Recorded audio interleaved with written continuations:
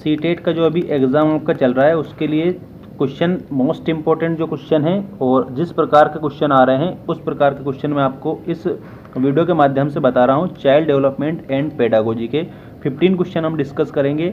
आइए स्टार्ट करते हैं पहले क्वेश्चन से। एक आदमी की पुनर्बलन और दंड की समझ उससे पृथक है में प्रयुक्त होती है।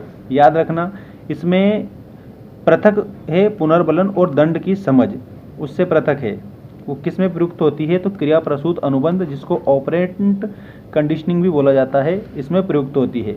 ठीक है, तो reinforcement and punishment are different from those in used operant conditioning.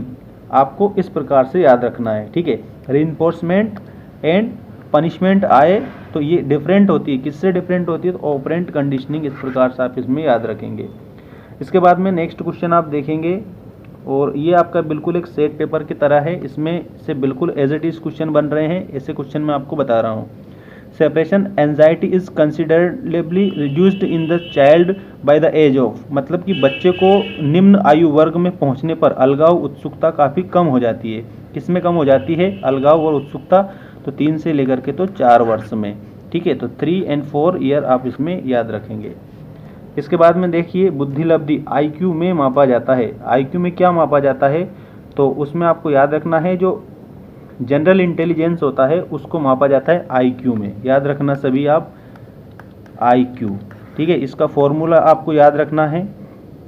ठीक है, आईक्यू का फॉर्मूला भी आपको याद रखना है। बुद्धि आईक्यू में क्या मापा जाता है? तो जनरल इंटेलिजेंस मापा जाता है। इस प्रकार आप याद रखेंगे, मतलब सामान्य बुद्धिमत्ता को मापा जाता है।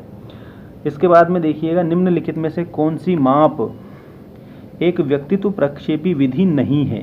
तो जो शारीरिक परीक्षण है ये व्यक्तित्व प्रक्षेपी विधि नहीं है। शारीरिक परीक्षण हम सभी का कर सकते हैं, किसी पार्टिकुलर एक व्यक्ति का नहीं करते हैं, सभी का कर सकते हैं। और बाकी व्यक्तित्व प्रक्षेपी विधि में आपको इंक ब्लॉट टेस्ट याद रखना है। ठीक है, इंक ब्लॉट टेस्ट हरमन रोड्सा इसमें आएगा। इसके बाद सेंटेंस कंप्लीटेशन टेस्ट, वाक्य पूर्णता परीक्षण भी हम पार्टिकुलर एक व्यक्ति का कर सकते हैं, मतलब एक बच्चे का कर सकते हैं, इसे आपको याद रखना है। और विषय मूल्यांकन परीक्षण, ये भी जो थेमेटिक एप्रिसिएशन जो टेस्ट होता है इसमें आपको हम किसी भी बच्चे का ये टेस्ट में कर सकते हैं। लेकिन शारीरिक परीक्षण जो दिया है ये सभी के लिए यूज होता है, ये भी आपको याद रखना है। तो इसमें फिजिकल टेस्ट आएगा। ये व्यक्तित्व प्रक्षेपी विधि नहीं है, मतलब व्यक्तित्व को मापने की विधि नहीं है।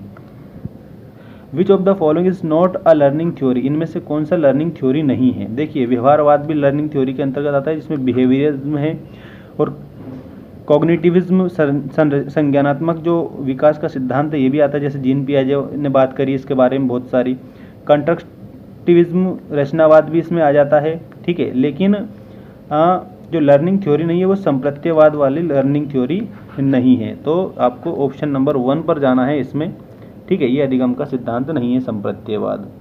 इसके बाद में नेक्स्ट क्वेश्चन देखेंगे, छात्रों को अधिगम की प्रक्रिया में के रूप में संलग्न होना चाहिए जो समस्या सुलझाने के कौशल के विषय से संबंधित है।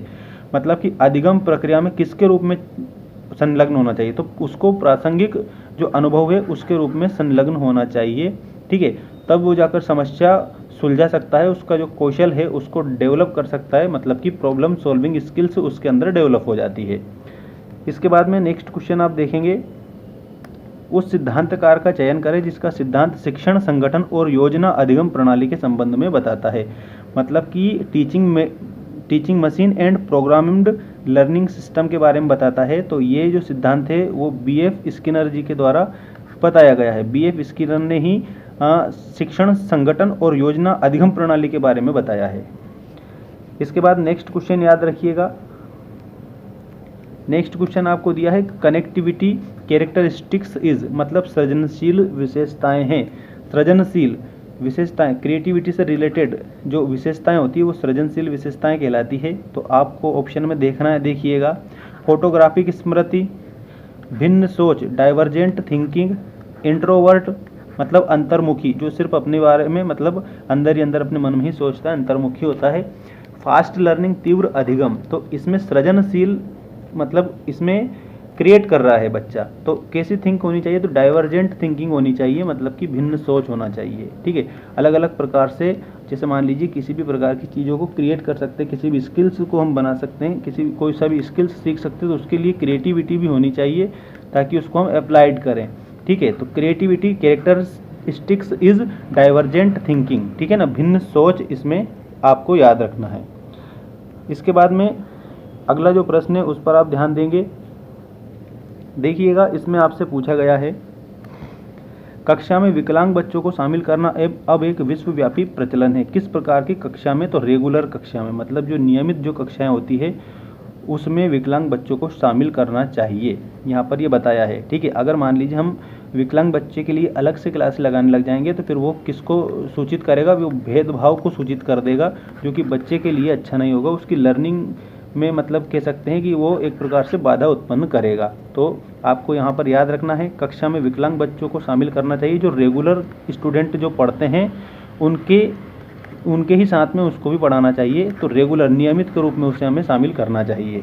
ठीक है, इसके बाद नेक्स्ट क्वेश्चन देखिएगा, इसमें आपको बताया गया है कि एरिक एरिक्सन के सिद्धांत में विकास का चरण जो 1 से लेकर के तो 3 वर्ष का होता है वो क्या कहलाता है, तो स्वायत्तता बनाम शर्त। ठीक है, ऑटोनॉमी वर्सेस सेम, ऐसे आपको इसमें याद रखना है। ठीक है, स्वायत्तता बनाम शर्त, ये किसका सिद्धांत बताता है, 1 वर्ष से लेकर के तो 3 वर्ष तक, तो एरिक एरिक्सन का सिद्धांत बताता है। इसमें क्या होता है, डेवलपमेंट की स्टेज है। ठीक है, किसकी स्टेज है, डेवलपमेंट की स्टेज है। ठीक, according to Erik Erikson's theory. ठीक है, जिसमें ऑक्यूर करता है 1 से लेकर के तो 3 ईयर्स। ठीक है, तो स्वायत्तता बनाम शर्त मतलब ऑटोनॉमी एंड वर्सेस शेम आ जाएगा इसमें। इसके बाद में नेक्स्ट क्वेश्चन देखिएगा, इसमें आपको बताया गया है, मनोलैंगिक विकास सिद्धांत के अनुसार, मनोलैंगिक विकास सिद्धांत के अनुसार मूल प्रवृत्तियां किस में पाई जाती है, कौन से मन में पाई जाती है, तो अनकॉन्शियस जो माइंड होता है, अनकॉन्शियस मतलब अचेतन मन में पाई जाती है, आपको अचेतन याद रखना है।